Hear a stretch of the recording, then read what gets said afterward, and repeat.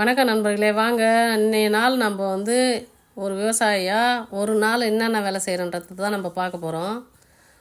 நான் வந்து என்னென்ன வேலை செய்கிறேன், இது வந்து ஒரு விவசாயியாக இருந்துட்டால் ஒரு நேரம் கூட உட்கார முடியாத டைம் இல்லை அப்படின்ற மாதிரி தான் போவோம். ஆனால் வந்து எந்த என்டர்டெயின்மெண்ட்டும் இல்லை. எனக்கு இது வந்து என்டர்டெயின்மெண்ட்டுன்ற மாதிரி தான். இது ரொம்ப பிடிச்சமான வேலைன்றதுனால இதுதான் ஒரு என்டர்டெயின்மெண்ட்டாகவே நான் எடுத்துப்பேன்.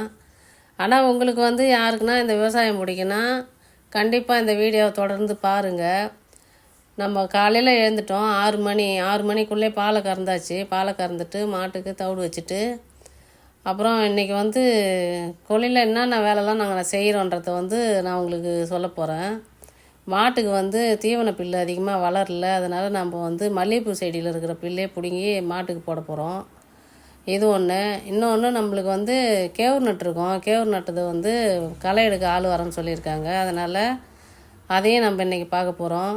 ஒரு விவசாயியாக இருந்தால் காலையிலேருந்து சாயந்தரம் வரைக்கும் சலிக்காமல் வேலை செஞ்சுனே இருக்கிறது எனக்கு ரொம்ப பிடிக்கும். ஆனால் வெயில் நாளில் கொஞ்சம் சோர்ந்து தான் போயிடுவாங்க. ஆனால் இருந்தாலும் எனக்கு ரொம்ப இது பிடிச்சமான வேலைன்றதுனால ஆளுங்க கூட நானும் இறங்கி வேலை செய்வேன்.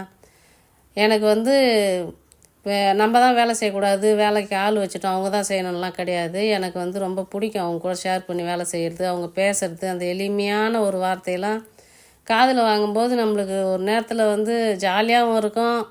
அவங்க இவ்வளோ கஷ்டப்படுறாங்க, நம்ம எவ்வளோ தேவலாம் அவங்களுக்குன்ற எண்ணம் தோணும் எனக்கு. அதனாலே நான் வந்து வேலைக்கு ஆள் வந்துட்டாங்கன்னா நான் உட்காந்துன்னு வேலை வாங்க மாட்டேன், அவங்க கூட வேலை செய்வேன். பாருங்கள், காலையில் 6 மணிக்கு சொசைட்டியில் போய் பாலை போட்டு வந்துட்டேன். பாலை போட்டு வந்து இப்போ நான் உங்களுக்கு வந்து வீடியோ எடுக்கிறேன். நல்லா இருட்டியே இருக்குது, ரொம்ப வந்து அதிகமாக வெளிச்சமே ஒன்றும் காட்டல. காலையில் ஒரு 5:30 மணி பாலை கறந்து வச்சுட்டு இந்த வீடியோ எடுக்கிறேன். அதுக்கப்புறம் பாருங்கள், பாலை போட்டுட்டு வந்தோம், கண்டினியூவாக வேலை இருந்துக்கினே இருக்குங்க. இப்போ மண் பார்க்குறீங்க, இந்த மண் வந்து மாடு கட்டுறதுக்கு எங்களுக்கு சரியான இடம் கிடையாது. மழை பெஞ்சால் தண்ணி நிற்கணும். அந்த நம்ம கரண்ட்டு மரம் பக்கத்தில் இருக்கிற இடத்துலாம் வந்து மண் கொட்டி நிரப்புறதுக்காக மண் இறக்கிட்டு போனாங்க.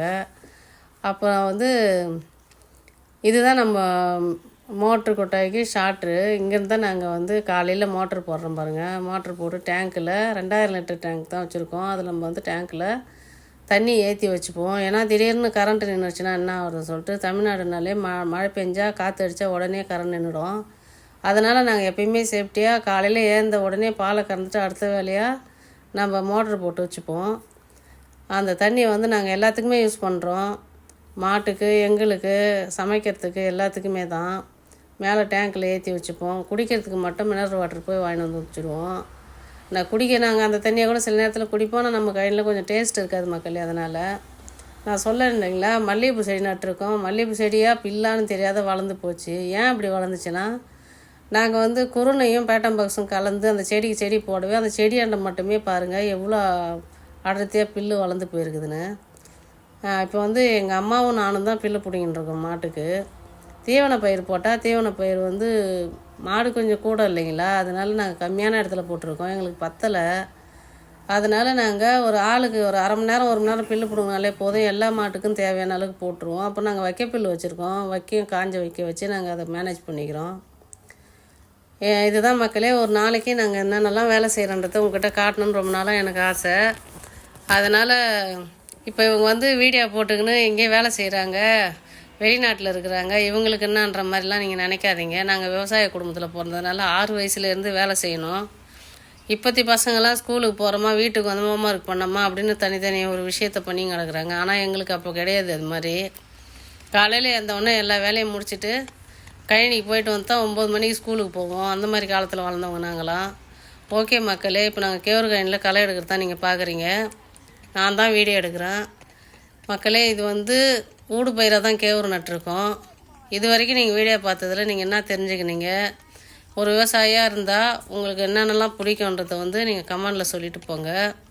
உங்களுக்கு வீடியோ பிடிச்சிருந்தா லைக் பண்ணுங்கள், ஷேர் பண்ணுங்கள் மக்களே.